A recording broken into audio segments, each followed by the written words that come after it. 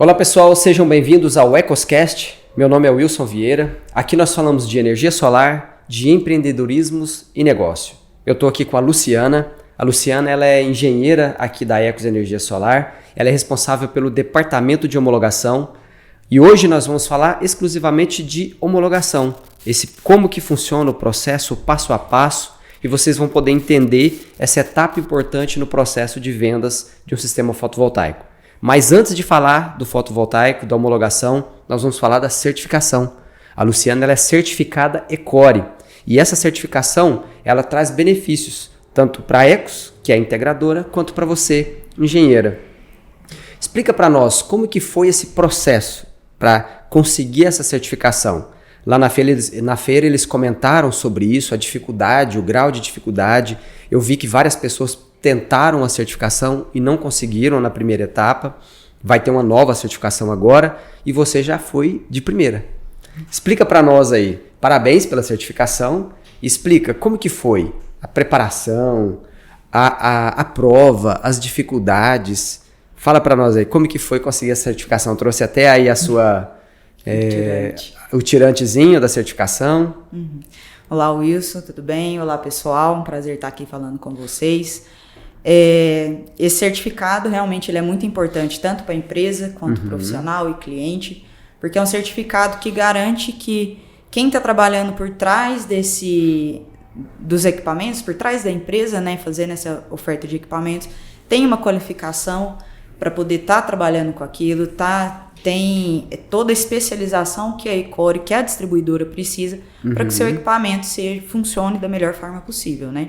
Então a gente acaba tendo vários benefícios, né, dentro da ECORE com relação a isso. Benefícios com relação à questão de venda, a frete, apoio técnico.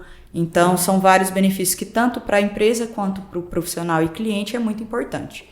Esse certificado, ele tem um mini cursozinho lá, que é mais para a gente entender o que é que eles necessitam, o que eles vão cobrar. É mais uma apostila que a gente dá uma olhada, dá uma estudada em cima disso e depois a gente faz uma prova, né? E esse conteúdo é tanto de fotovoltaico, quanto de equipamento, SolarEdge, AP System, que é um mix? Como que é essa prova? Isso, eles abordam os 3 temas, né? Que é do mercado fotovoltaico, do equipamento de microinversores e o equipamento da SolarEdge. Então, são todos esses temas que são tratados de lá. Não, cada um com a sua especificação, né, com a sua informação. E tem também até umas questões de segurança de trabalho também, a segurança na hora da instalação, que eles também cobram um pouquinho ali, porque é importante né, saber que a ECORE saber, né, que a gente tem essa consciência de segurança de instalação, segurança de profissional, poder estar trabalhando com os equipamentos dele. Então, também tem isso. Então, a gente faz essa prova que testa bastante conhecimento profissional em relação aos equipamentos, a dimensionamento, questão de proteção, como manusear o sistema de monitoramento, né, tanto da ECORE, tanto da AP System, quanto do SolarEdge. Do que é a tecnologia MLPE, como que ela funciona, quais que são as necessidades que a gente precisa, as informações que a gente precisa ter na hora de projetar. Então tem bastante disso. Informações, né, sobre o mercado fotovoltaico, como que funcionam as leis, o que a gente precisa fazer ou não no projeto, e essas questões de instalação, qual que é a segurança que o instalador tem que ter na hora que ele está fazendo uma instalação de telhado, quais que são os equipamentos que ele precisa usar, em certas condições de instalação, o que precisa ter, quais que são as autorizações que a gente tem que ter. Por exemplo, teve uma pergunta lá com relação a uma instalação no local imposto. Como que... Posto de combustível? Posto de combustível. Como que a gente tem que lidar com uma situação dessa, quais que seriam as melhores informações de projeto, a forma de projetar, né? Todo o equipamento, como que seria. Então, tem algumas informações relacionadas a isso tudo que a gente precisa responder. Então, não é uma prova muito fácil de ser feita, é uma prova até que é monitorada, né? Ela é gravada por vídeo, então não tem, apesar de ser online, não tem como fazer uma colinha, porque eles olham mesmo, né, o que está acontecendo. E é uma prova que realmente o profissional ele tem que saber muito bem. Tem que estar qualificado para poder conseguir Isso, ele tem que saber muito bem o que é o equipamento que ele está trabalhando, como que funciona aquela tecnologia, tem que entender de instalação, de homologação. Então tem que entender realmente de tudo que envolve o mercado fotovoltaico e esses equipamentos. Então realmente não é uma prova muito fácil de ser feita, né?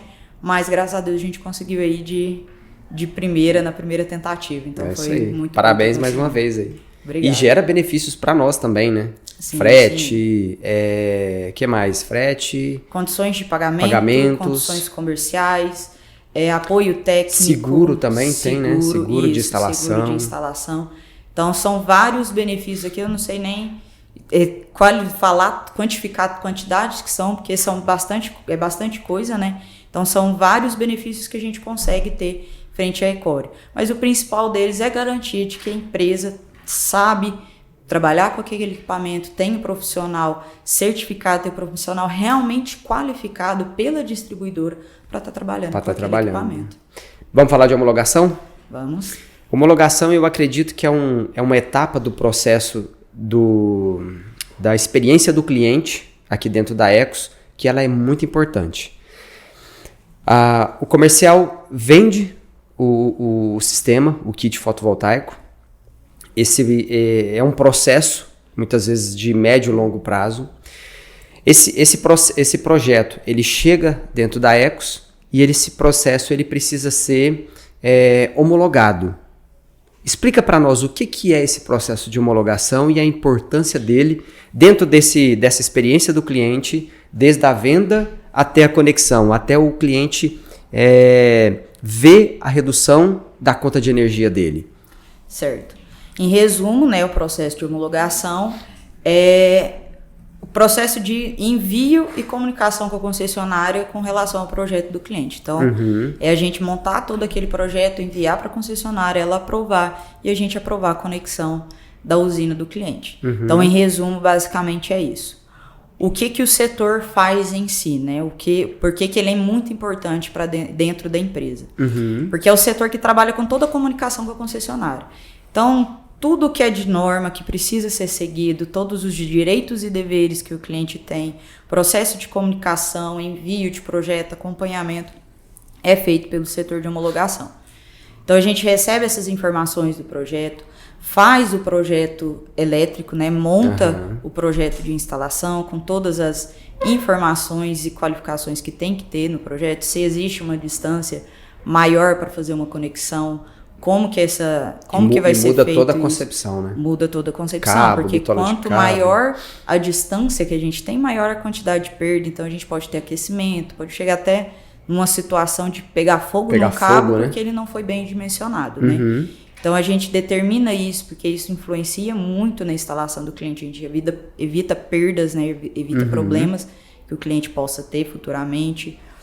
A gente monta tudo isso para a concessionária, mostrando, o cliente está instalando isso aqui, ele está regularizado, e tem toda a certificação, né, dos equipamentos que a gente manda, toda a documentação correta, envia para a concessionária, acompanha essa análise da concessionária, e aí assim que ela aprova a gente informa, falou, está aprovado, o cliente já pode instalar a sua usina regularmente, sem problema, que vai estar aceito pela concessionária. Então evita até do cliente, por exemplo, ter um problema lá com a concessionária, porque você está ilegal, você está colocando uma energia na minha rede que eu não autorizei, e aí isso pode gerar uma multa, pode gerar um problema para o cliente. E valida a compensação de créditos. E valida a compensação de crédito.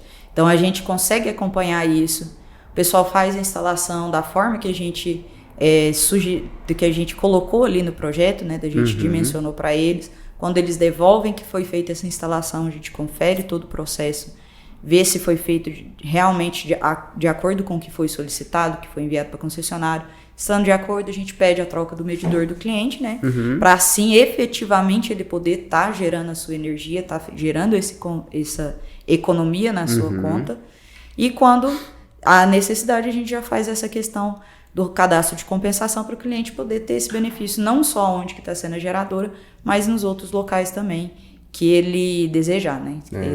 Essa economia. E essa questão da compensação de créditos, existem dois tipos de instalação. Uma junto à carga, que a usina é instalada no ponto de consumo, e a remota, que a usina é instalada em outro local, essa energia é injetada, esses créditos são compensados de outras unidades.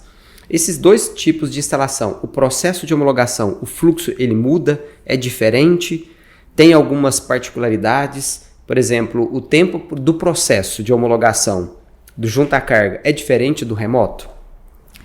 Exige alguma outra projeto, necessidade de projeto? Onde que isso pode impactar? Até mesmo porque o pessoal do comercial, às vezes, eles acreditam que é um caminho só, né? E as nuances ali desse processo não é muito claro às vezes, né? Então, e a gente vende esses dois sistemas, tanto remoto quanto juntar carga. Isso muda alguma coisa nesse processo de homologação?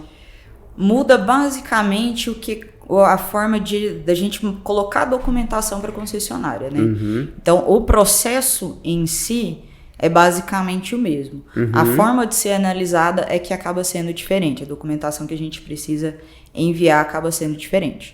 Tanto também a questão da análise da concessionária, porque quando você já tem uma carga instalada e você está gerando ali, a concessionária ela tem a noção de que vai existir um consumo ali. Apesar de que, na análise que eles fazem, eles consideram como se fosse um consumo nulo. Como se não tivesse uma carga na residência, por exemplo. Exatamente. Por quê? Se por um acaso, vamos supor que na sua casa lá, colocou a usina, e aí você saiu de férias, você não vai ter consumo nenhum ali, praticamente. Então, toda a sua geração vai ser injetada na rede. Né? Então, a rede da concessionária ela tem que estar preparada para isso. Só que aí entra uma diferencinha, porque pode ter um consumo ali, então às vezes não vai estar tanto assim, não vai estar tanta carga sendo injetada. Então tem uma pequena diferença ali na hora de fazer a análise. E as documentações também, quando já tem o consumo na geradora, também é um pouco mais simples.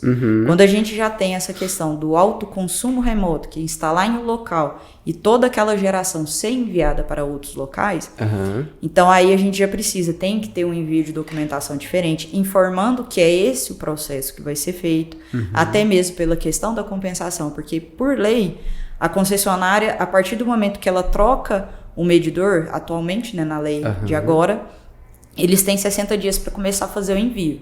Então, pensa num local lá que está gerando 13 mil kWh por mês e tem que esperar, e não tem nenhum consumo e tem que esperar os 60 dias para começar a mandar. Então, toda essa energia que foi gerada e injetada fica no ponto de geração. Ponto lá que não teria necessidade.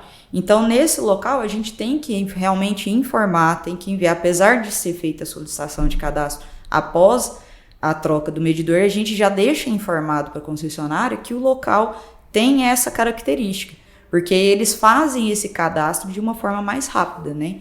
Para que não fique acumulando esse crédito. Isso é um ponto importante. Sim, então, por exemplo, eu faço uma venda de um sistema remoto, injeção remota, né? Autoconsumo remoto, e às vezes o cliente já está com essa intenção e imagina que ele vai receber a injeção a partir do momento em que a usina foi conectada. Isso pode não acontecer. Pode demorar 60 dias? Até 60 dias para poder fazer essa compensação.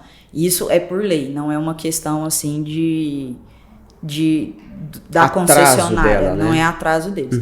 E é importante a gente até entender assim, que até 60 dias para começar o envio, porque tudo depende de quando foi feito o registro, né, dessa compensação, de quando que é feita a leitura, de quando que é feita a leitura tanto da geradora quanto do local de compensação.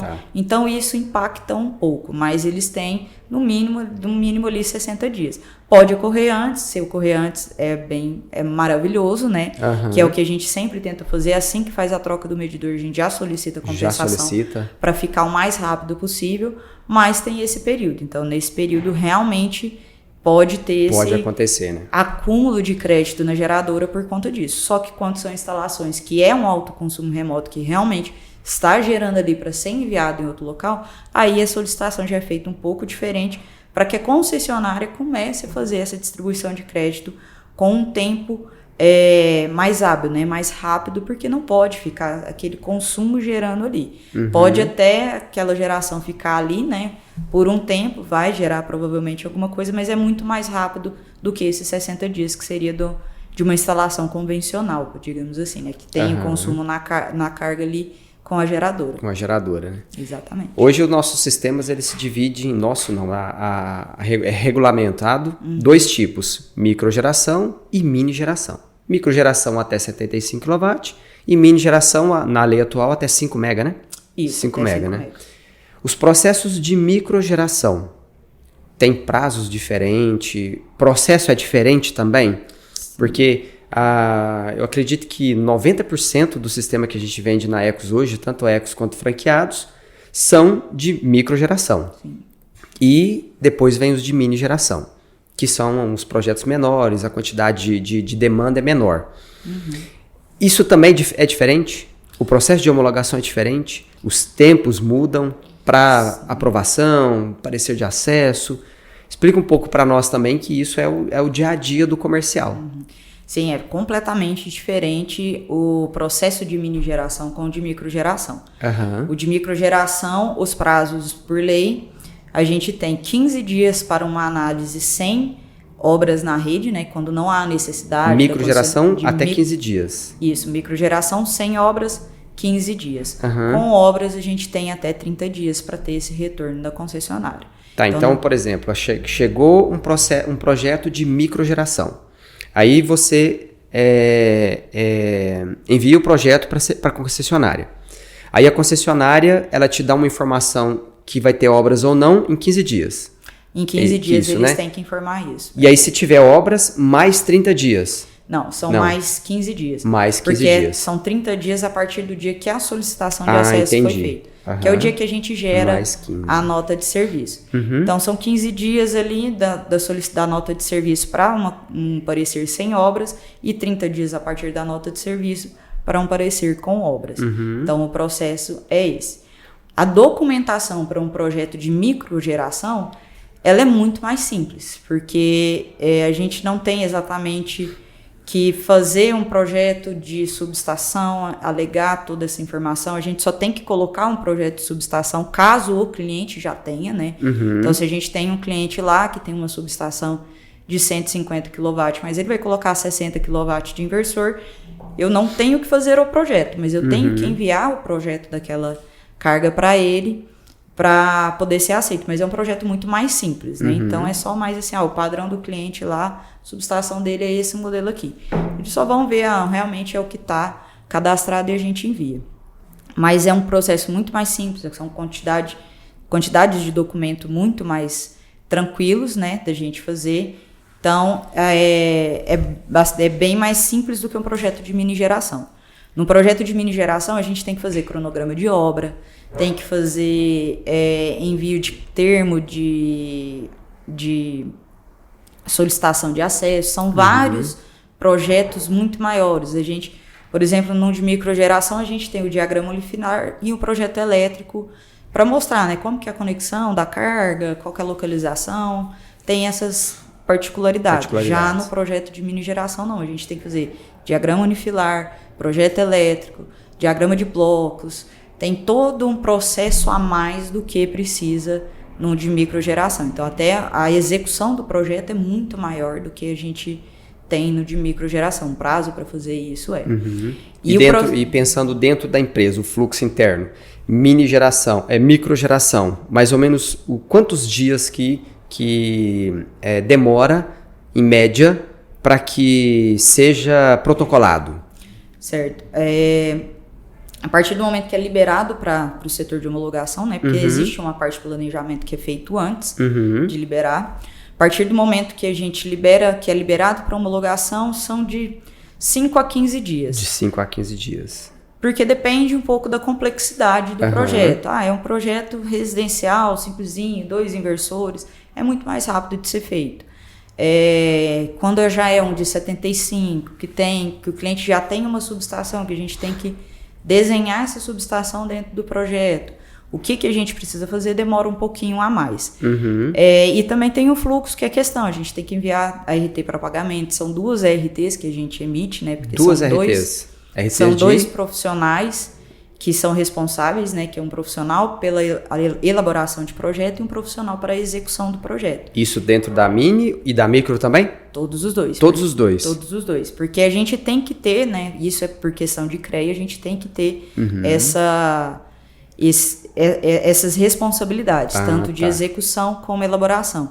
E uma empresa do tamanho que é a nossa, graças a Deus a gente tem uma empresa muito grande, a gente tem profissionais separados para fazer cada uma dessas partes, porque aí a gente acaba tendo uma qualidade de acompanhamento muito melhor. Então a gente tem uma pessoa para fazer a elaboração de projeto e uma pessoa para assinar a execução. Então a gente tem essas duas. Obviamente as duas pessoas, os dois profissionais conversam entre si, então a linha de comunicação é a mesma, mas precisa dessas duas responsabilidades. Precisa porque das a gente duas, tem que ter, né, esse acompanhamento de ambas as partes.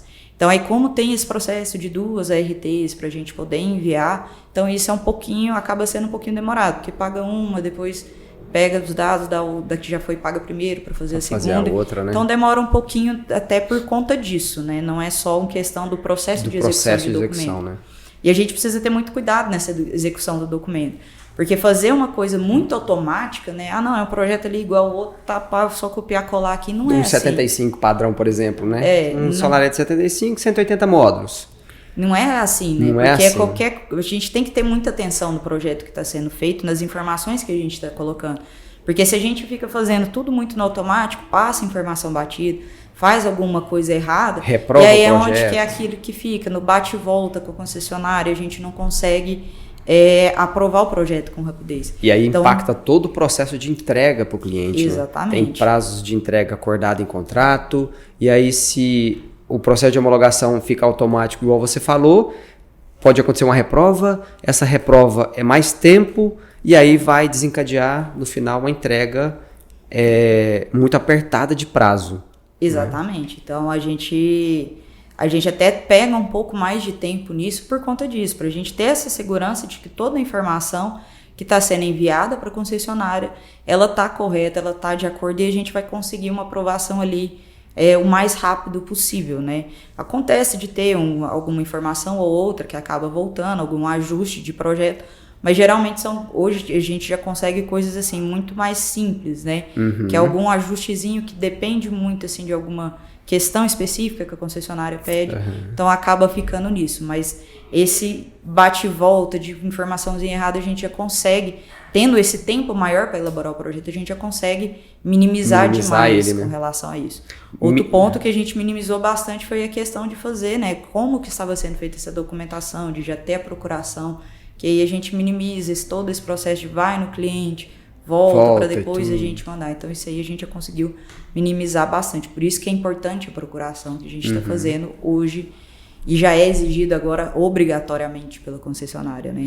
Que foi um processo que a gente teve que mudar totalmente, mas que foi necessário, foi para adiantar nosso serviço. Então é um processo que a gente já se antecipou da concessionária e para conseguir fazer, e agora, como é obrigatório, a gente já está bem preparado para isso. E um processo de homologação bem feito, projeto bem executado, bem dimensionado, vai reduzir o pós-venda lá na frente. Exatamente. Quando a gente consegue fazer esse dimensionamento bem feito, tudo muito bem organizado, quando chega lá na frente, que aí tiver algum problema, às vezes é mais de equipamento mesmo do que questão de execução.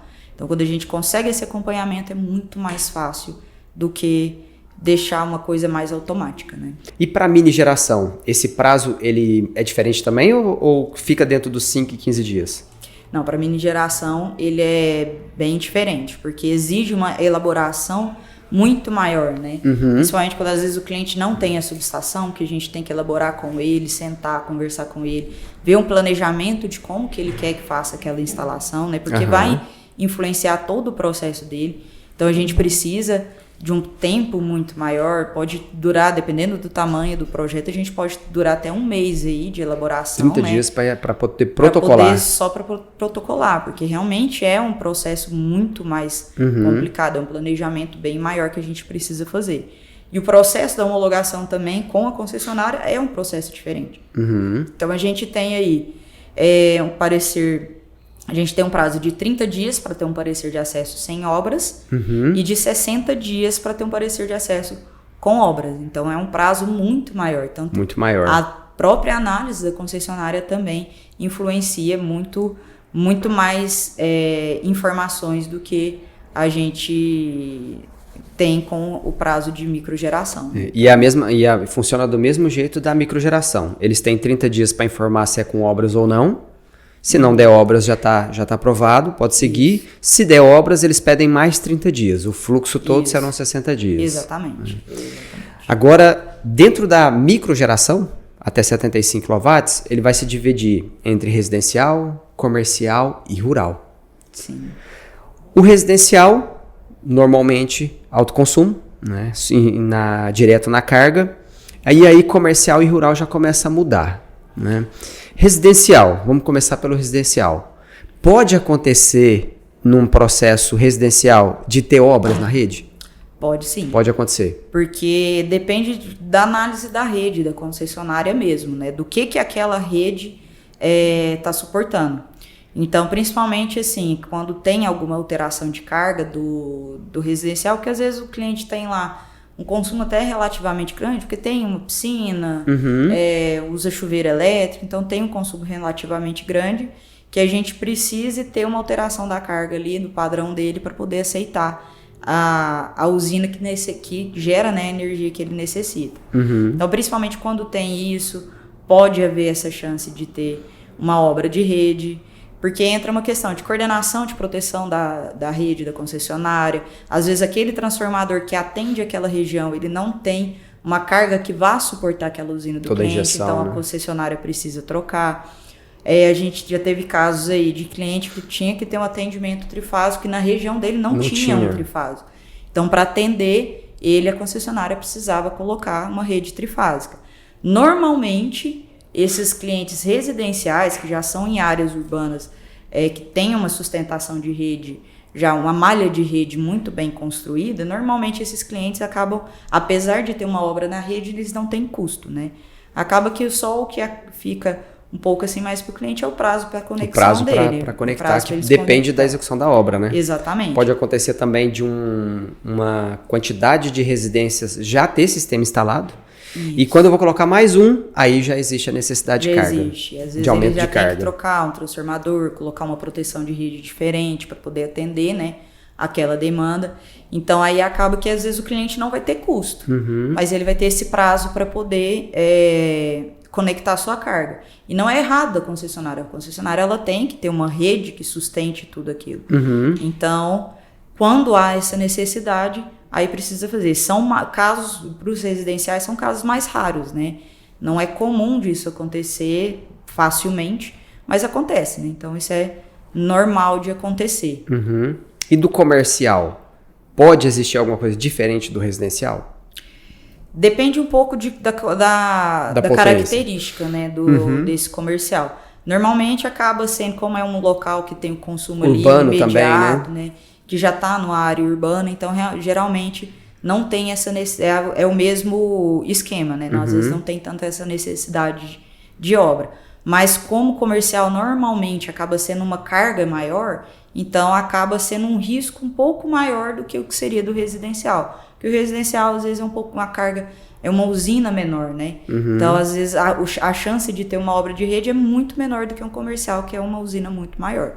Então entra só nesse ponto de que quais que são as probabilidades. As probabilidades, né? Mas com relação à questão de rede, porque tá numa área urbana que tem uma malha de rede ali já construída, o que pode ter de obra de rede também é a mesma coisa. Eu preciso trocar, a concessionária precisa trocar um transformador, mas não vai ter custo para o cliente, né? Então entra mais nesse ponto. Então comercial, quando é numa área urbana, é o mesmo esquema. Agora quando já vai para uma área um pouco mais remota, uma área por exemplo, que era uma área rural, mas começou a ser gerado um urbano, está começando a ser gerado. Começou a se desenvolver, né? Comercial, aí a gente já começa a ter uns riscos ali um pouco maiores, de ter que trocar uma rede, às vezes de uma bifásica para uma trifásica, aí isso resultar em algum custo para o cliente. Então depende muito da característica do local mesmo, assim, si, né? Do cliente, né? Do que vai ser a usina dele. Agora vamos falar da área que eu mais gosto. Do rural. Normalmente os projetos são maiores, mas os desafios também são maiores. Bastante. O processo muda, A gente até, eu não sei se isso é comum do mercado, mas a gente batizou aqui que ele pode ser fluxo reverso, ele pode seguir o fluxo normal. E o rural, para mim, é uma particularidade muito boa, porque a gente normalmente, quando leva uma solução fotovoltaica para o rural, o benefício é muito grande. Sim. Então, por isso é que a possibilidade de uma venda para o rural, ela é maior. Mas aí a entrega, a parte da concessionária, a parte externa, é um desafio muito grande. É um desafio bem Normalmente maior. A carga não está adequada, tem aumento de carga. Aí quando entra aumento de carga, a gente depende da concessionária. Nós tivemos um parecer de acesso aqui de baixa tensão, 600 dias para executar. E aí a gente começa a ter, rural é um segmento muito bom de se trabalhar, porém o desafio é grande com a concessionária. Exatamente. Então vamos falar um pouquinho do rural. Existem dois fluxos. Fluxo normal, quando que a gente vai entrar no fluxo normal? Sendo rural, por exemplo. E ainda tem outro desafio. O rural tem monofásico, tem bifásico, tem trifásico. Quando a gente entra no fluxo normal, geralmente é porque a carga do cliente ela já atende aquela demanda da usina, já tem uma rede muito bem estruturada, né, para atender o cliente, não tem outras usinas por perto que possam gerar algum incômodo, né, na rede, para ter que falar assim, vai ter que ter uma obra de rede ali para sustentar a sua usina, porque a gente tem outras por perto. Já tem outra perto. Então, geralmente, vai muito do que é no local, né? Então, quando a gente tem essas condições, ou a usina é muito pequena e já tem um transformador lá que atende, ou quando é grande, mas tem toda essa sustentação de rede e não tem outros clientes que possam competir, né, por essa rede em volta, então a gente entra como um fluxo normal. Já quando não tem essas situações, que a gente tem que fazer um aumento de carga, que o local já tem outras usinas instaladas ali por perto, que a gente já vê que vai ter uma necessidade de criar uma rede ali, né, para aquele cliente. Então já são pontos que aí a gente já muda tudo, né? Precisa ter mais atenção, que aí muda tudo, é onde que a gente entra com esse fluxo reverso, para realmente saber qual que vai ser a viabilidade de instalação para o cliente. Porque como foi o que você falou, a gente já tem casos de ser uma obra de rede muito cara, que inviabiliza completamente a usina para o cliente, ou então de ser um prazo muito grande, né? E aí isso para o cliente o cara vai fazer uma única usina e ter que esperar quase 2 anos para poder instalar. Para ele fica muito complicado. E a gente ainda já entra aqui, obra de rede de concessionária tem um risco grande de já atrasar. Então se o cara já tem um prazo muito grande, ainda tem essa probabilidade de ter esse atraso, então inviabiliza para ele essa instalação. Então, quando a gente tem essas características, a gente entra com o fluxo reverso. E até mesmo no fluxo reverso, a gente já tem um pouco assim, de noção dentro do que é concessionária, das análises que a gente tem, né, das experiências que a gente tem na concessionária, a gente tem essa noção de quando vai ser um fluxo reverso que tem chance de ser viável para o cliente, quando não tem tanta chance, que a gente realmente tem que ter o parecer para ter uma noção. Que é quando a gente tem, o cliente já tem o transformador monofásico lá, a gente só vai aumentar dentro do monofásico. É uma viabilidade maior para o cliente, porque existe um risco muito pequeno da concessionária cobrar do cliente aquela obra de rede.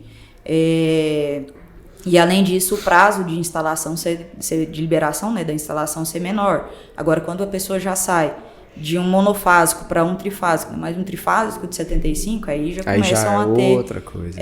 Características muito maiores, que aí a gente já tem que ver. Às vezes a rede trifásica mais próxima ela é muito longe, então vai ter uma rede muito extensa para ser colocada. Então são características que quando a gente vai vendo no projeto a gente tem essa noção assim, do que pode ser viável, do que não, para a gente saber como lidar, né, com o comercial, com o cliente, para falar para ele, não, vamos manter aí, que a probabilidade está grande para você, tem viabilidade, ou então não, vamos esperar mesmo para ver. Então a gente tem devido às experiências, a gente já tem esse parâmetro que a gente consegue estabelecer. Em alguns casos, dentro do rural, a documentação exigida basicamente é o CAR, né, o registro do imóvel. Isso. Em alguns casos é necessário a escritura do imóvel. Qual é o momento? É um processo? É carga? É potência do sistema? Quando que a concessionária exige? Porque quando a gente está no cliente rural e a gente fala assim, eu preciso do registro do imóvel, já começa a ter uma objeção comercial nesse momento. Quando é o CAR, a gente consegue trabalhar de uma maneira mais fácil. Se não tem o CAR da propriedade, em 15 dias a gente consegue a emissão do CAR. Mas quando é a escritura do imóvel, aí a coisa começa a apertar. Às vezes não está no nome do dono da terra, às vezes a área é arrendada. Quando que vai ser necessário essa exigência da matrícula do imóvel, do registro do imóvel, da escritura? Quando que vai ser necessário? No rural, a gente coloca por regra dentro da empresa de sempre tentar conseguir esse documento por 2 motivos. O primeiro principal é quando realmente é uma ligação nova. Quando é uma ligação nova, não tem como. Aí tem que ter escritura. Então, ligação nova tem que ter escritura. Tem que ter isso. Aí já não tem como mesmo fazer. Para ligação nova, a gente tem que ter matrícula, tem que ter escritura, tudo certinho. Mesmo sendo, por exemplo, uma propriedade que já tem um ponto, e aí eu vou pedir um novo ponto. Sim.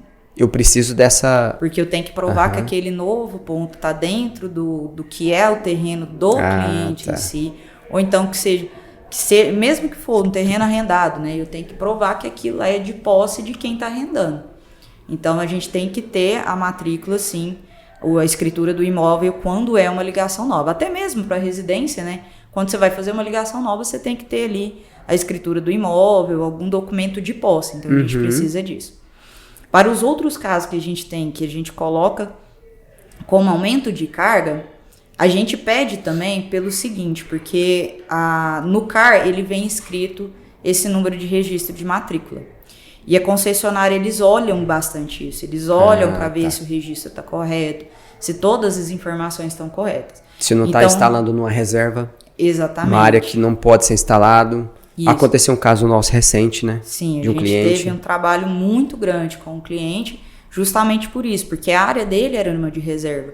Então a gente teve que pegar bastante documentação, conferir um monte de informação com o cliente para poder falar assim, não, a gente consegue fazer aqui para você, porque a gente vai conseguir provar para a concessionária que esse ponto não é de reserva. Que não é de reserva. E aí a gente acaba solicitando essas informações, porque se a gente não confere tudo isso antes, a gente não consegue aprovar o projeto com a concessionária. Porque antes, até 1 ano atrás mais ou menos, a concessionária pediu o CAR mais assim, só para...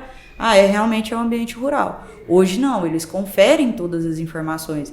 Então, se tiver uma matrícula antiga, se o CAR não tiver atualizado, se tiver alguma localização errada no CAR, tudo a gente reprova. Então, a gente pede essas documentações para garantir que aquela documentação vai ser aprovada na concessionária. Então, por isso que sempre que é um rural a gente solicita, mas o cliente não tem tal, beleza, a gente vai tentar aprovar dessa forma, mas existe o risco aí da concessionária bater o pé porque não tem essa informação, né?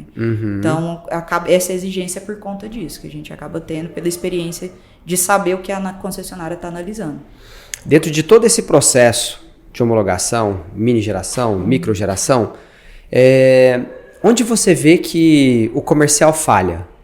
O que o comercial precisa entender do processo de homologação? E quando eu falo comercial, eu falo dos franqueados também. Hoje a gente tem uma rede de franquias grande, a quantidade de projetos que entra na Ecos é muito grande, tanto das unidades próprias quanto dos franqueados. E o que você acredita na sua experiência, no seu acompanhamento, nos projetos que você faz, o que trava? O que a gente precisa trabalhar melhor? Qual que é a entrega? O que a gente precisa mudar para agilizar? Para que a gente fique nesses prazos de 5 a 15, de 30 a 60 do mini? Normalmente o que mais trava assim, é a questão da informação mesmo, né? Da informação, documentação de cliente. Documentação, né? Do que é passado para o cliente, né? Então, às vezes a gente, quando faz o checklist, a gente já informa, vai ter que fazer uma troca do padrão, vai ter que adequar isso, adequar aquilo. Então, e às vezes essa informação não chega para o cliente. E aí, quando não chega para o cliente, chega lá na frente, a gente está tentando ali resolver uma questão, uma informação, e não foi passado isso para ele, então isso trava o processo, né? E acaba que tem muita coisa que a gente às vezes pede, o comercial fala, tem esse processo, que na concessionária a gente vai ter problema para poder resolver. Já pede para o cliente, já resolver, isso, né? porque aí vai adiantar o processo. E às vezes o comercial fica um pouco assim, de conversar com o cliente. Então, um pouco que a gente tem isso. Realmente a questão da informação, do que é passado para a gente e o que é passado pro cliente, né? Então, às vezes faz um checklist ali faltando uma foto do medidor. Ah, mas não tem problema, o medidor você vê o número ali na conta. Beleza, a gente vê, mas eu preciso conferir se aquele medidor realmente é o que é da conta. É o que tá da conta. Porque às vezes o local tem 2, 3 padrões, e se aí você me manda uma informação errada e na hora de instalar eu coloco no padrão errado, e aí, como é que a gente faz? Então a gente tem que ter essas informações corretas pra gente fazer o projeto no local correto mesmo, né? É uma das... Pra não ter problemas. E uma das preocupações do comercial, quando ele tem que voltar no cliente para solicitar uma outra documentação, é que o cliente vai cancelar a venda. Então, se ele entender, se o comercial entender, se o franqueado entender toda a documentação que ele precisa coletar nas etapas iniciais da venda, se ele deixar claro para o cliente por que eu vou precisar da sua escritura, por que eu vou precisar do CAR, por que eu vou precisar do número de registro do imóvel. Então, se ele deixar isso claro no início do processo de vendas, o risco de ter que voltar no cliente depois, ele é minimizado. É bem menor. E principalmente também essa questão de prazos, né? De prazos. Então, informar esses prazos para o cliente, que às vezes fala para ele, não, em 5 dias a gente já resolveu o seu processo com a CEMIG. Não é assim, não isso é é 5 isso é dias. importante, então vamos reforçar. Microgeração de 5 a 15 dias para protocolar. Isso. Mini geração de 30 para protocolar 30 dias e a concessionária tem até 60 para entregar um parecer se for com obras. Isso. 30 dias se não tiver obras. E residencial e comercial, ela tem 15 dias para entregar o parecer, se tiver obras, mais 15 dias. Exatamente. Então esses prazos para o comercial ele é interessante para ficar claro, para ter uma comunicação melhor com o cliente, para passar esses prazos para ele. E a documentação. Então, se isso estiver bem claro para o comercial, o fluxo roda melhor, né? Roda bem melhor. Os riscos diminuem, a possibilidade de um problema, de ter que comunicar um problema com o cliente diminui. E, consequentemente, as objeções que podem aparecer, elas são bem minimizadas. Igual assim, o comercial já na venda, efetivou a venda, chegar para o cliente e falar assim, olha, você precisa estar com as suas contas todas regularizadas, tudo no seu nome, com a concessionária, porque se não tiver isso, a gente não consegue homologar, né? A gente não consegue fazer o processo. Muitas vezes a gente está com a documentação tudo pronta, tudo organizado para enviar para a concessionária e a gente demora 1, 2 semanas para enviar porque o cliente tem um débito.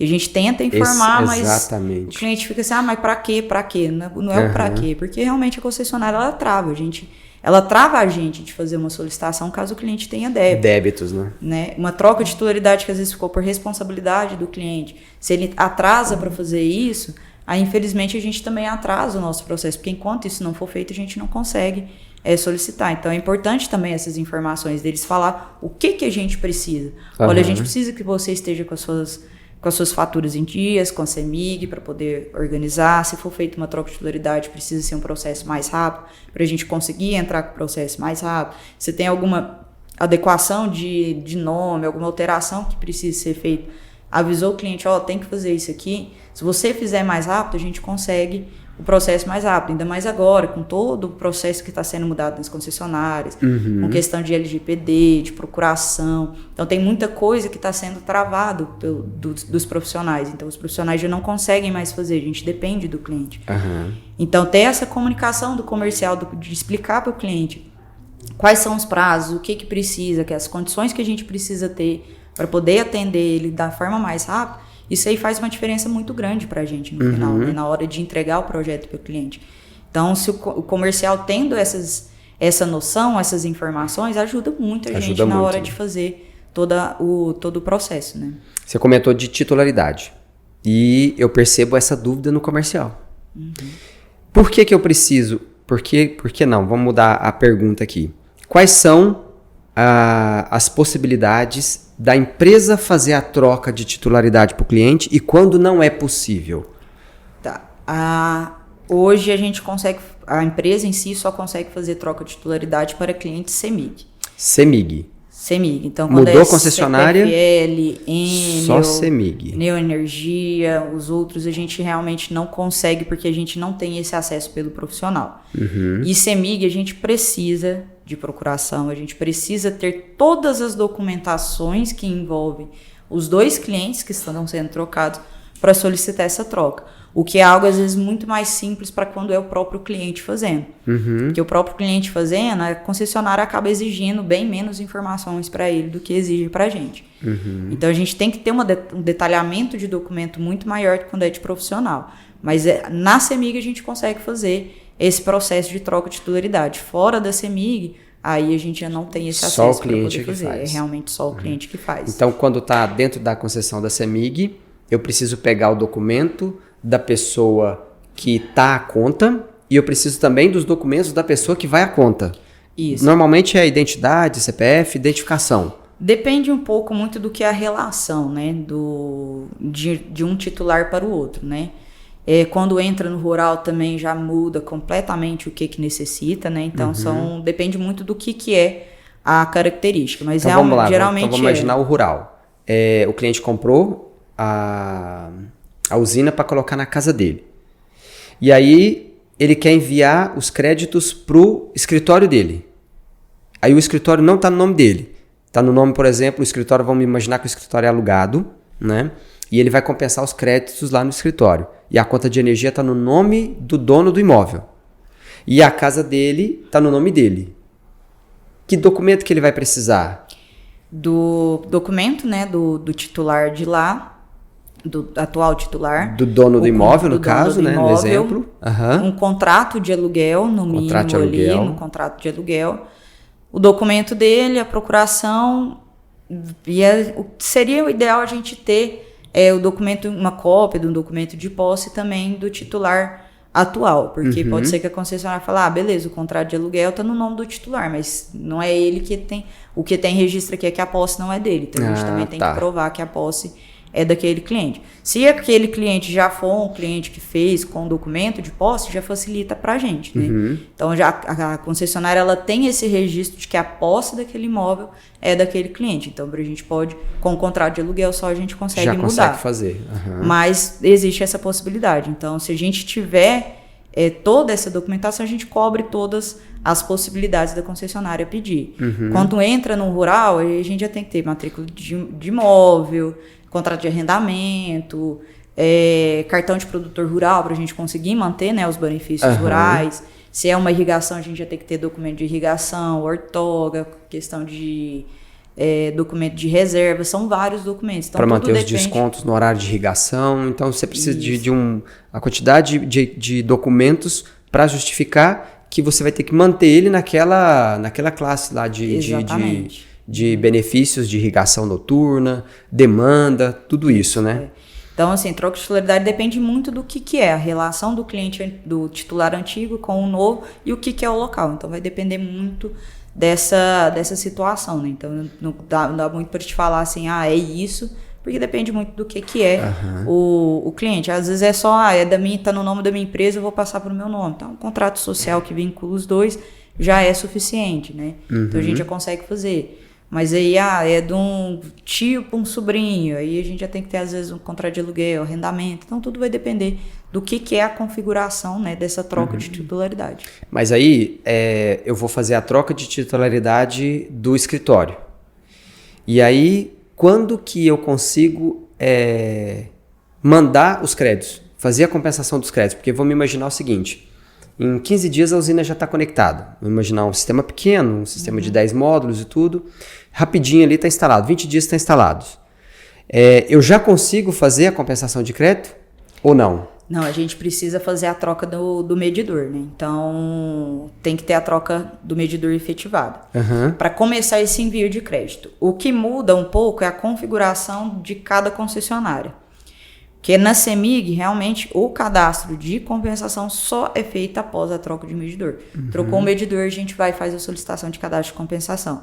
Na CPFL, a gente já pode fazer a solicitação do cadastro junto com a solicitação de acesso. Só que aí, realmente, para isso, eu preciso estar com a titularidade trocada, porque se não tiver, eu não consigo nem aprovar a solicitação de acesso. Então, na CEMIG, eu consigo você aprovar. consegue fazer os dois juntos? Eu consigo tanto a troca do titularidade quanto a compensação.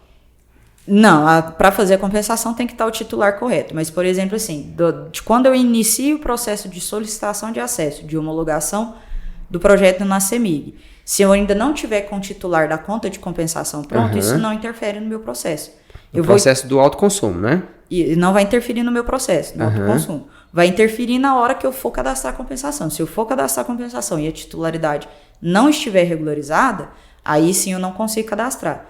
Mas aí, já provavelmente nesse processo, logo em cima ali, a gente já consegue fazer a troca.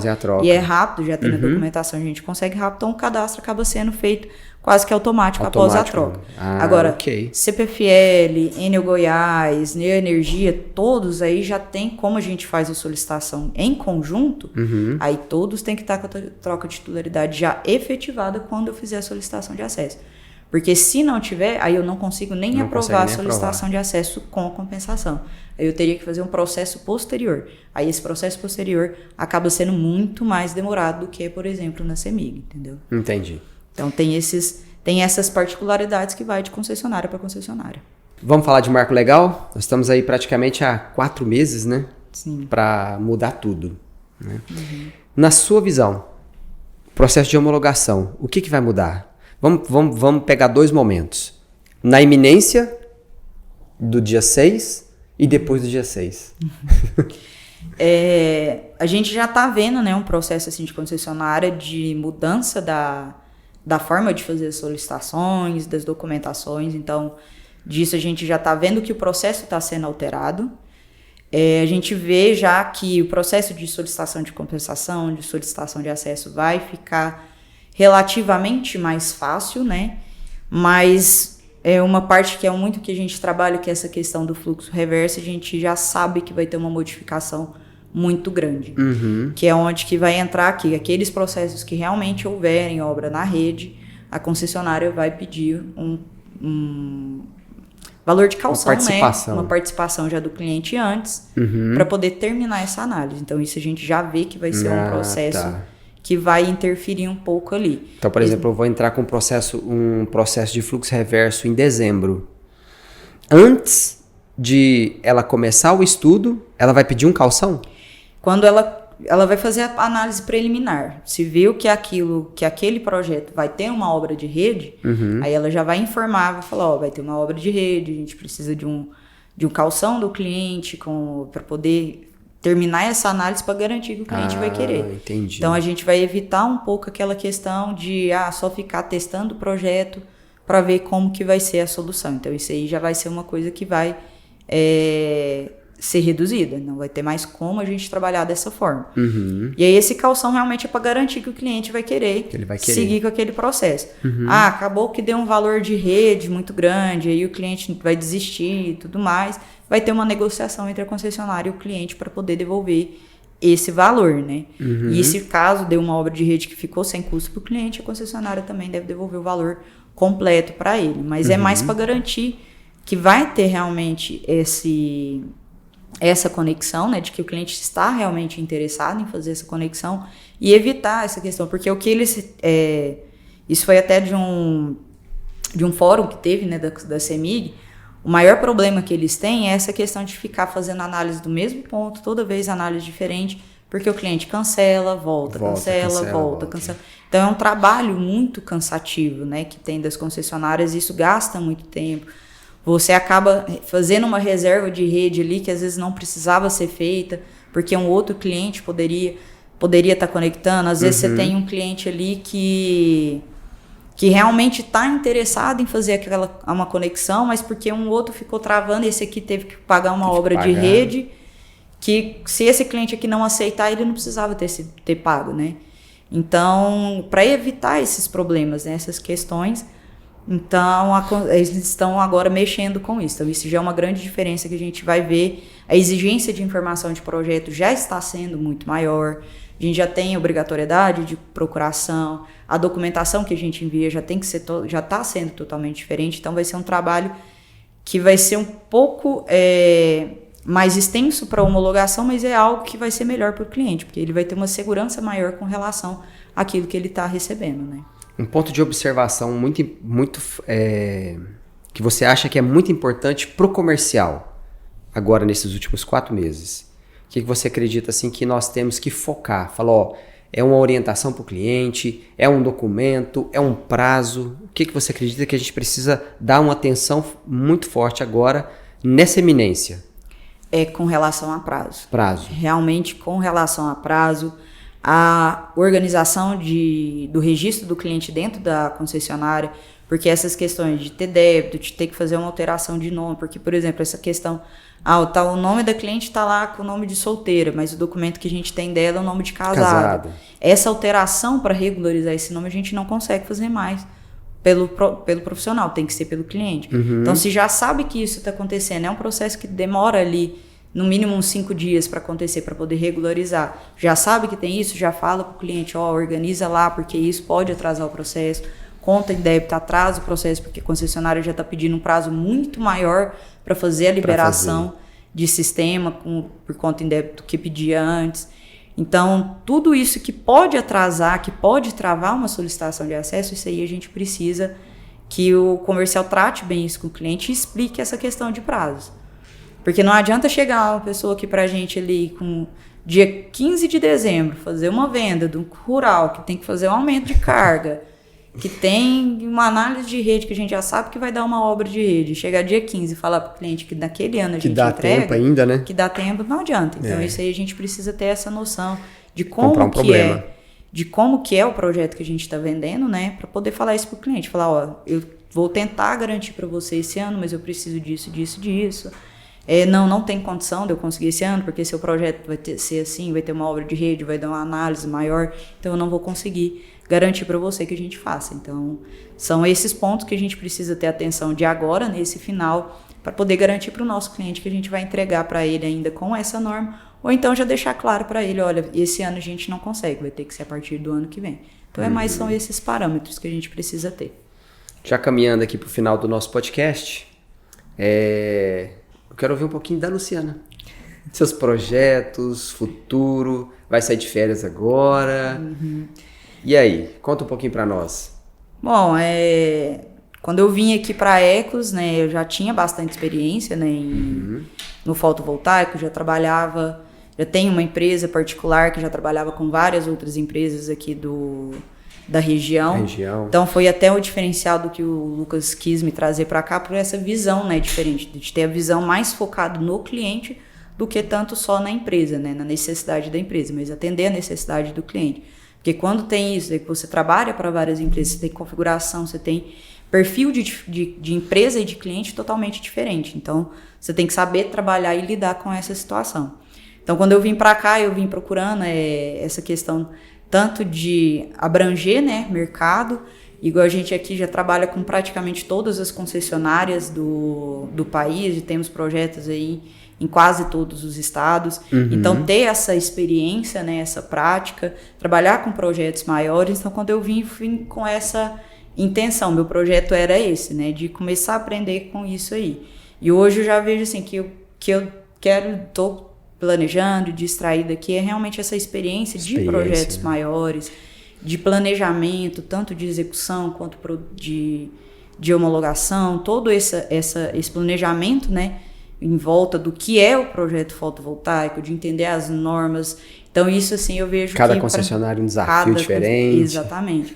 Então, foi o que eu tive o interesse de vir para a Ecos. Ainda tenho esse interesse aqui dentro, meus projetos são isso, para melhorar o fluxo da empresa, de entender realmente como que funciona tudo isso, de ter uma qualidade de projeto muito melhor. Então, os planos são para crescer aqui, crescer fora daqui também, né? Colocar tanto o nome da Ecos quanto o meu, com grandes nomes aí no mercado, né? Hoje já vejo, graças a Deus, já tenho um reconhecimento muito grande, são 7 anos trabalhando com fotovoltaico. Agora a certificação. Foi tanto quanto já ali desde estagiário, trabalho. Na verdade, assim, se for pegar até quando eu comecei a fazer pesquisa em fotovoltaico, já ia dar até 8 anos já, né? Então, comecei fazendo pesquisa em fotovoltaico, depois comecei a fazer projeto, aí fazendo pesquisa de análise de rede, de como uma usina fotovoltaica afeta, né, a rede. Depois voltei a fazer projetos, e aí com projetos mesmo já tem aí tá fazendo 5 anos já que eu estou efetivamente trabalhando só com projetos fotovoltaicos. Só com projetos, né? Então, é uma experiência muito grande e gratificante para mim. Gosto demais do que eu faço, de como eu trabalho. E meus projetos assim são realmente crescer ainda mais nesse mercado, aprender ainda mais, que tem muita coisa ainda para aprender. Então, meus projetos são aí para isso. E essas férias aí são um pouco para dar uma descansada, uma acalmada para essa rotina, que esse batidão que vai ser agora esse final de ano, né? Para a gente conseguir entregar da melhor forma possível, né, os projetos para o cliente aí ainda esse ano, né? Então, esse descanso vai ser um pouquinho para a gente ter uma energia aí para continuar. Eu quero te agradecer pela participação aqui do EcosCast. Foi um super treinamento. Tinha coisas aqui que eu tô no comercial há 6 anos, só do fotovoltaico. Tinha coisa aqui que eu nem tinha noção ainda, clareou muito a questão de prazos, fluxo interno nosso, de concessionária. Eu acredito que vai beneficiar muito o pessoal do comercial, os franqueados, para entender essa parte tão importante dentro do processo de venda, dentro da experiência do cliente aqui dentro da Ecos. Então, eu quero te agradecer do fundo do coração. Obrigada. Uma pessoa fala muito bem, explica muito bem, tem didática para falar. Vai ser muito fácil das pessoas entenderem. E daqui uns dias nós vamos te convidar de novo. Não, claro. Provavelmente a gente vai falar de marco legal. Vamos nos preparar para isso, né? Para poder trazer essa clareza para as pessoas que estão no mercado, que eu acredito que vai mudar muita coisa. Sim. É um novo mercado, é uma nova comunicação, é uma nova apresentação do processo, do projeto para o cliente, vai mudar tudo. Sim, vai ser uma mudança bem importante. A gente tem que estar muito bem preparado para isso, para informar o cliente como que vai ser. Exatamente. De entender também como que a gente vai poder vender para o cliente, porque hoje a gente vende já pensando no consumo de 1 para 1, né? A gente vai ter que deixar de pensar nesse consumo de 1 para 1 devido a todos os impostos, né, que vão ser cobrados. Então a gente tem que pensar muito bem disso. A forma que vai ser cobrada, a forma que vai ser solicitado, isso vai mudar muita coisa. Tem muita coisa vindo para melhorar o sistema, né? Tanto, por exemplo, questão de compensação, agora, a partir de agora vai ser obrigatório em 30 dias começar a fazer, e não mais 60. Então, tem muita coisa que está vindo para melhorar e a gente precisa estar ciente de tudo isso que vai ser, porque vai gerar ali um pouquinho de incômodo com a galera. Então, é um tema importante aí da gente conversar e vamos trabalhar isso aí mais para frente, sim. Então é isso aí. E agradeço muito a oportunidade de estar vindo aqui, de conversar com você, passar essas informações para o pessoal, porque realmente é importante a gente estar entendendo do que é esse processo de homologação, o que é que a empresa faz, porque é um processo muito importante.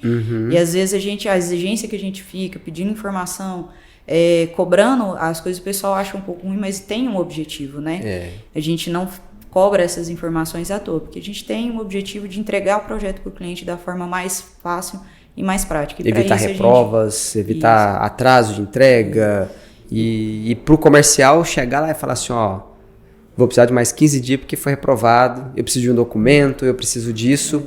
E é desafiador para o comercial, porque o medo dele de a venda ser cancelada, dele ter que dar uma justificativa, isso complica. Então, se ele conseguir fazer esse tratamento antes, as coisas fluem muito melhor. Flui muito mais rápido. E a gente tendo essa noção de como que funciona tudo, a empresa em si inteira está alinhada com essas informações, a gente consegue crescer muito melhor aí. Fica bom para o comercial, fica bom para a engenharia e a gente bom para todos, e bom para o cliente também. Então, é muito bom. Pessoal, seria isso por hoje. Muito obrigado pela participação de todos e até o próximo podcast. Até mais, pessoal. Obrigado.